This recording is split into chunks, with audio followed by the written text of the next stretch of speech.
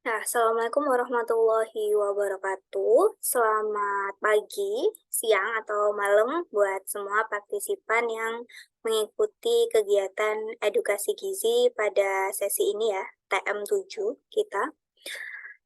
Sebelumnya kami dari Canici mengucapkan terima kasih kepada semua partisipan yang sudah berkenan, bersedia untuk mengikuti kegiatan edukasi kami dari TM1 hingga TM terakhir ini, yaitu TM7. Kalau sebelum-sebelumnya kita sudah banyak membahas tentang konsep traffic light diet, kemudian kita juga bahas tentang GGL, kebutuhan gizi, emotional eating, penyakit-penyakit gitu ya. Di sesi terakhir ini kita akan membahas tantangan dalam mengurangi gula, garam, lemak. Jadi kita akan membahas kesulitan-kesulitan apa yang biasanya kita hadapi dalam upaya kita untuk hidup lebih sehat, makan lebih sehat, dan juga mengurangi gula, garam, lemak, gitu ya. Oke, kita mulai saja. Mengurangi GGL itu penting. Dari kegiatan edukasi sebelumnya, mungkin kita sudah banyak tahu ya tentang GGL. Pasti hampir semua partisipan di sini setuju kalau mengurangi GGL itu penting. Makan buah dan sayur itu penting. Mengurangi makan dan minum yang manis-manis itu penting. Mengurangi makanan yang asin itu bisa memperkecil resiko hipertensi dan lain-lainnya. Tapi apakah kita melakukan itu? Itu kan udah beda cerita ya. Apakah dalam praktiknya, apakah semudah itu? Tentunya kalau kata Mbak Anggi Marito ya dalam lagunya, tidak segampang itu. Kenapa mengurangi GGL itu tidak semudah kita mengatakannya ya? Untuk melakukannya itu tidak semudah diomongin aja gitu. Karena ada beberapa hal ini. Mungkin ini masih hanya beberapa ya dari kesulitan lainnya. Cuman untuk sesi ini kita bahas 4 ini dulu. Yang pertama adalah persepsi rasa.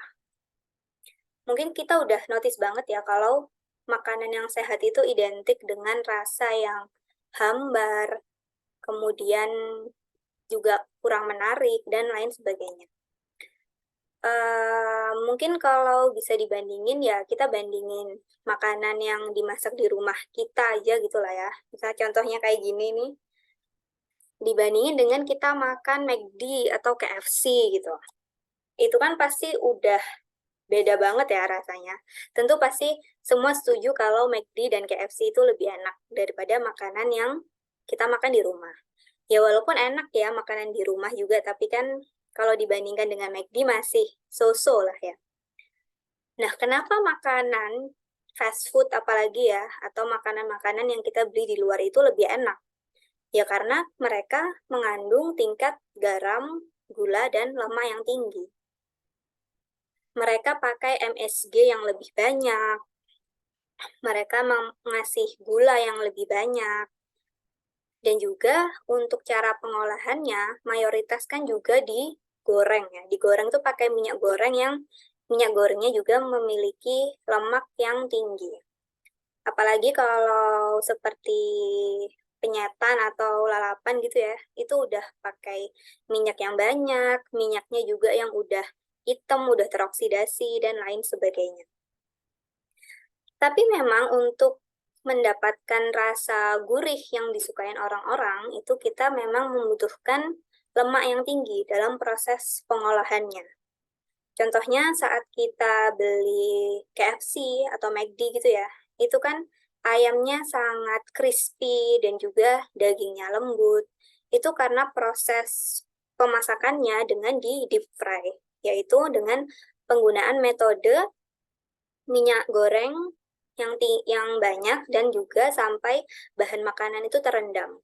Itu akhirnya bisa kita mendapatkan kulit yang crispy dan daging yang lembut di dalamnya itu. Kemudian yang kedua adalah kesibukan. Semua di sini kan mahasiswa ya, jadi kita pasti ngerti bagaimana sibuknya kita waktu kuliah. Jadwal akademis yang padat dan keterbatasan keterampilan memasak juga. Kita di weekday sudah pasti itu full kuliah dan juga belum lagi tugasnya. Belum lagi ada laporan. Belum lagi kalau yang ikut kegiatan sosial atau ikut organisasi dan lain-lain itu pasti ada rapat lah, ada ketemu sama siapa lah, ketemu dosen lah, dan lain sebagainya.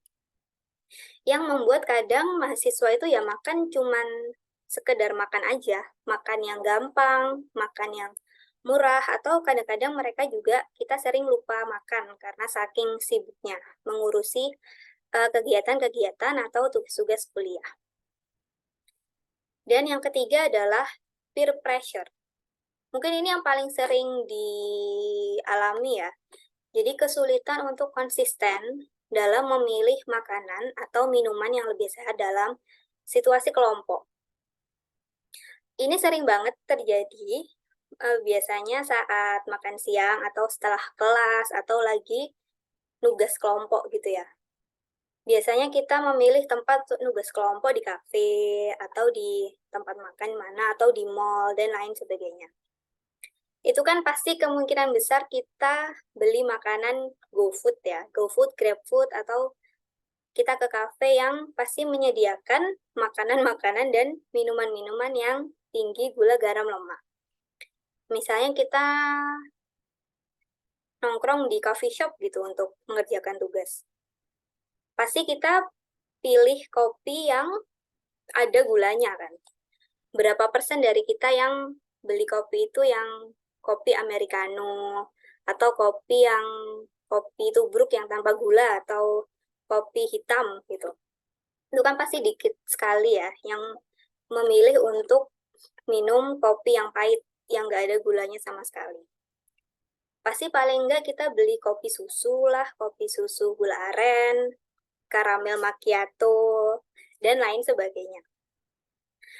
Nah, itu juga yang menjadi tantangan ya, karena minuman-minuman serupa itu banyak sekali, dan juga yang harganya sekarang murah itu juga banyak sekali. Jadi dibandingkan kita beli air mineral, kadang kita juga karena sudah terbiasa dengan minum minuman yang manis, jadi ada yang kurang gitu kalau kita nggak minum minuman manis dalam sehari. Kemudian juga kalau misal kita udah niat nih, kita udah bawa bekal dari kos atau dari rumah. Udah lengkap, ada nasi, ada protein, ada sayur, dan lain sebagainya. Tetapi setelah kelas nih, tiba-tiba teman-teman kita, segan kita, itu ngide mau GoFood ayam geprek, gitu ya. Masa nggak ikutan beli sih ayam geprek? Enak nih ayam geprek. Masa nggak ikut nih teman-teman beli kopi, beli milk tea, beli apapun itu. Masa nggak join sih? Masa nggak beli nih ada gajohan? Dan lain sebagainya ya. Kadang kita juga kesulitan untuk menahan diri ya, menahan hawa nafsu kita untuk nggak ikutan beli kalau ada teman-teman yang lagi pesan GrabFood atau GoFood. Sebenarnya itu hal yang sangat wajar ya, karena uh, bisa jadi itu juga bentuk FOMO, fear of missing out. Jadi kita merasa kalau kita nggak ikut beli, kita nggak ikut kesenangan ini. Kita merasa jadi nggak asik karena kita sendiri yang nggak beli gitu. Terus juga, tapi ya memang itu nggak salah, bukan nggak salah ya, maksudnya itu wajar gitu loh, karena memang untuk bisa bersosialisasi dan makan bareng teman-teman yang kita dekat dan akrab itu memang aktivitas yang menyenangkan gitu. Tapi ya kembali lagi kita harus aware ya, kita harus walaupun itu menyenangkan, tapi kita harus paham dan sadar bahwa kalau terus-terusan begitu itu ada konsekuensi negatif untuk diri kita sendiri. Kemudian yang keempat ada parents influence. Untuk teman-teman yang nggak ngekos gitu ya, kita juga pasti masih ketergantungan pada masakan yang disiapkan orang tua. ditambah dengan nilai-nilai timur yang menghargai masakan rumah. Mungkin di beberapa keluarga ada yang, mungkin ini nggak semua ya, tapi ada beberapa keluarga yang menerapkan bahwa walaupun kamu sudah makan di luar, tapi kalau di rumah ada makanan, itu wajib dimakan. Karena itu mungkin itu juga bentuk kasih dan cinta orang tua ya kepada anaknya. Mereka sebagai orang tua juga pasti ada rasa bahwa memasak, menyediakan makanan untuk anak mereka itu adalah tanggung jawab mereka.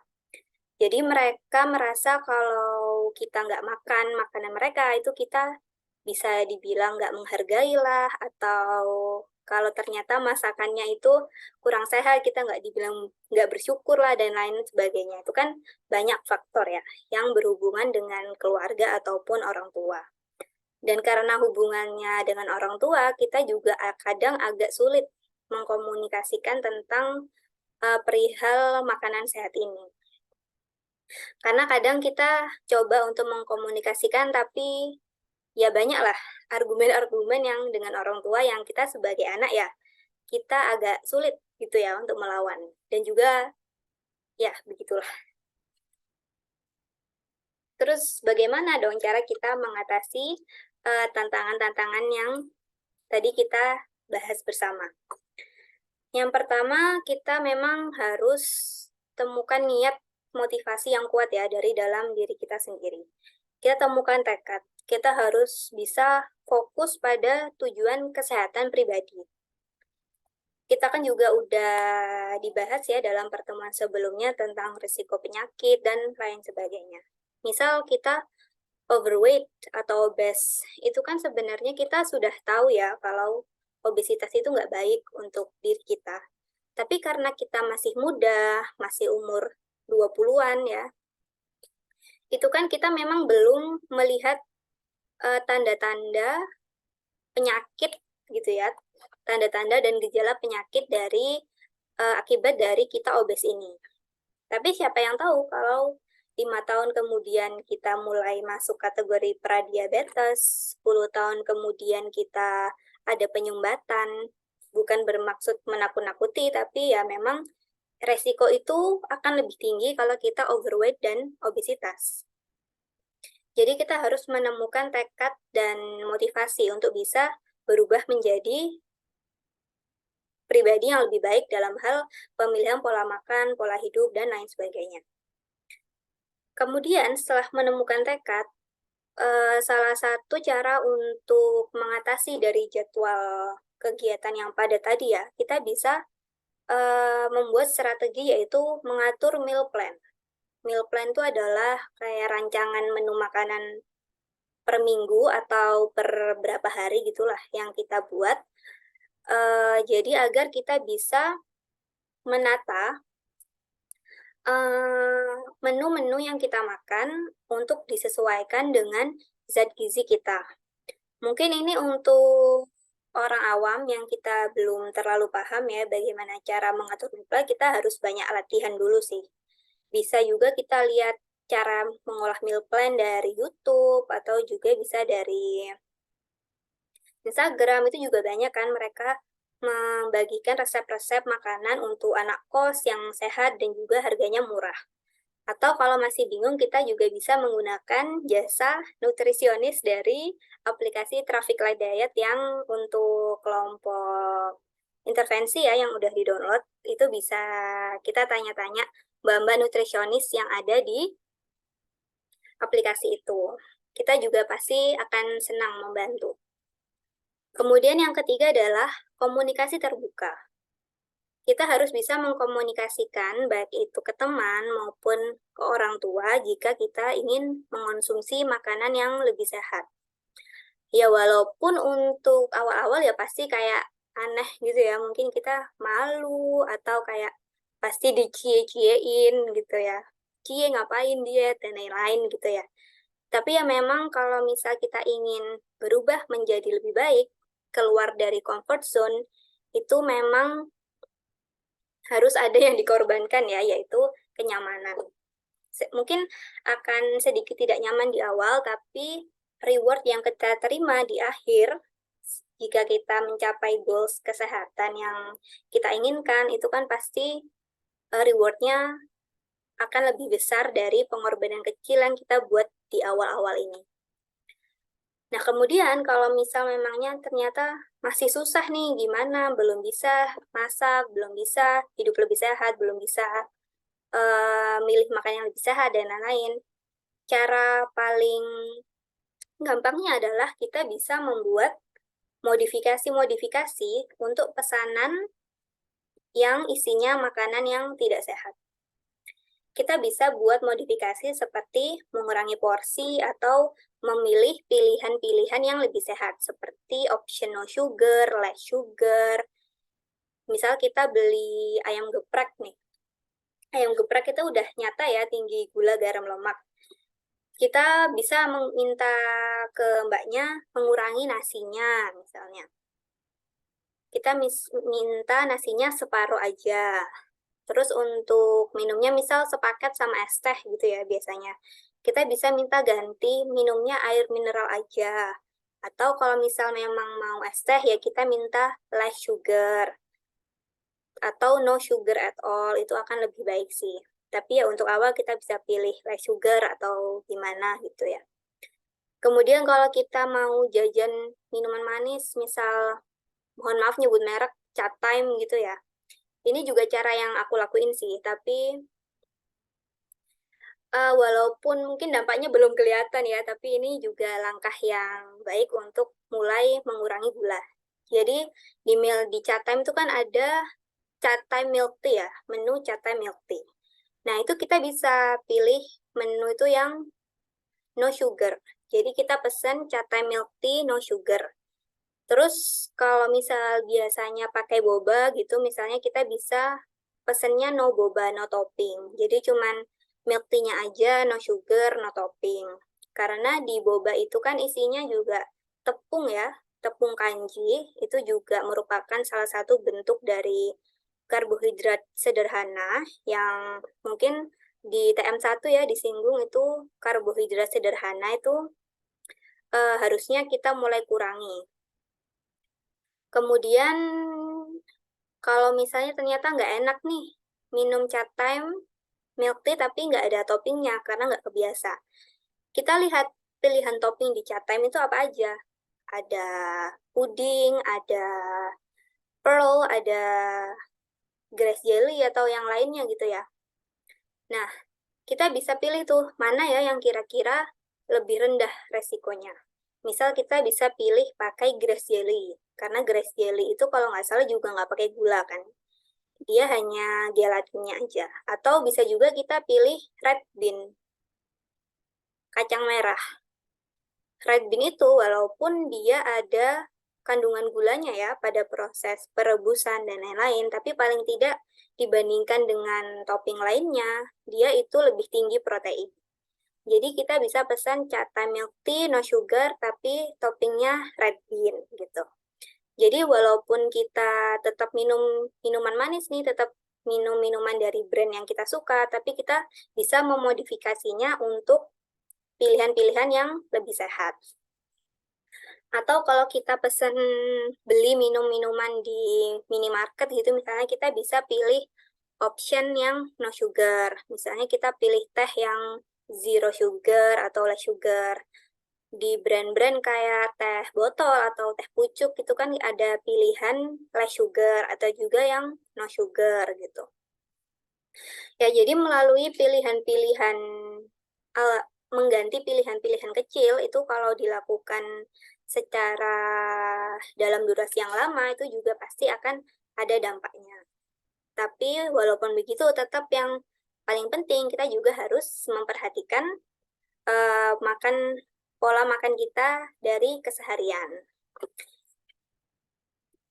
Nah, kemudian apalagi yang paling penting dari yang sudah kita bahas, yang paling penting adalah kita harus mulai menormalisasi kebiasaan untuk memilih makanan yang sehat. Kita sering banget berada di situasi, misalnya kita diet nih, kita overweight, kita tahu kita obes, kita mau diet.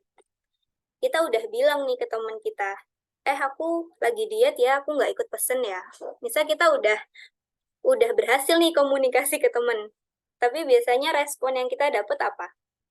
Cie, diet. Ngapain sih diet? Kamu lo nggak gendut-gendut banget kok.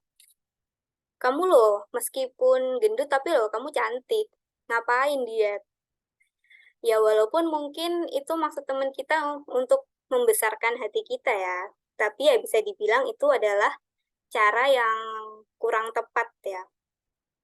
Karena kadang walaupun orang yang nggak gendut pun, nggak obes pun, kita nggak pernah tahu mereka punya masalah kesehatan apa di dalam tubuh mereka.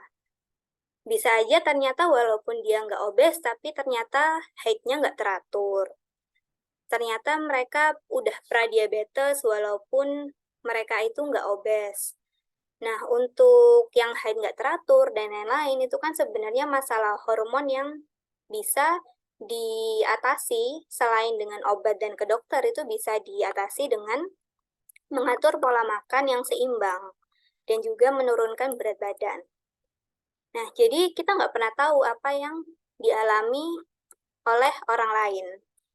Jadi walaupun mungkin sebenarnya kita belum pengen-pengen banget nih untuk memulai hidup yang lebih sehat, paling nggak kita nggak menjadi hambatan bagi orang lain untuk yang mau memulai hidup sehat. Oke. Kemudian ada juga, sering juga ada yang bilang begini, misal kalian punya temen yang ini ya, yang dia itu rajin olahraga, terus mereka juga rajin masak, bawa bekal, ada sayurnya, ada proteinnya, lengkap seimbang gitulah. Kadang kita agak ini, apa namanya, adu nasib ya. Mungkin maksud kita adalah menyalurkan kita bahwa kita itu kagum kepada mereka. Tapi kita bilangnya begini, aduh kamu kok bisa sih, kalau aku pasti udah nggak bisa, kalau aku pasti udah gini, gini, gini. Itu secara nggak langsung ya, membuat teman kita yang melakukan kebiasaan yang sehat itu merasa demotivasi. Mungkin yang awalnya kita ingin mengapresiasi mereka gitu ya, tapi karena cara kita salah, mereka mungkin secara nggak langsung akan merasa, oh ngapain sih aku melakukan ini semua, orang lain loh nggak melakukan. Kenapa aku harus susah-susah melakukan karena orang lain nggak melakukan? Kok aku tidak menjadi bagian dari komunitas ini karena mayoritas orang nggak melakukan, begitu loh. Ya, jadi balik lagi ya, kita harus mulai berbenah, memperbaiki mindset kita, meluruskan mindset kita tentang miskonsepsi-miskonsepsi untuk kebiasaan makanan sehat ini. Karena memang udah sangat urgent ya, karena makanan itu udah menjadi salah satu sebab penyakit. Karena untuk obesitas aja itu tiap tahun semakin meningkat. Penyakit-penyakit akibat obesitas itu kayak diabetes, hipertensi, penyakit jantung, stroke, itu juga semakin tahun angkanya semakin meningkat. Jadi memang kita harus sama-sama mulai memperbaiki diri dan juga mulai memperbaiki mindset kita. Jadi kita take home message-nya untuk sesi kali ini adalah mulailah menormalisasi kebiasaan untuk memilih makanan sehat. Oke, mungkin itu aja dari saya untuk sesi edukasi TM ini. Terima kasih kepada teman-teman yang sudah menyimak sampai akhir. Wassalamualaikum warahmatullahi wabarakatuh.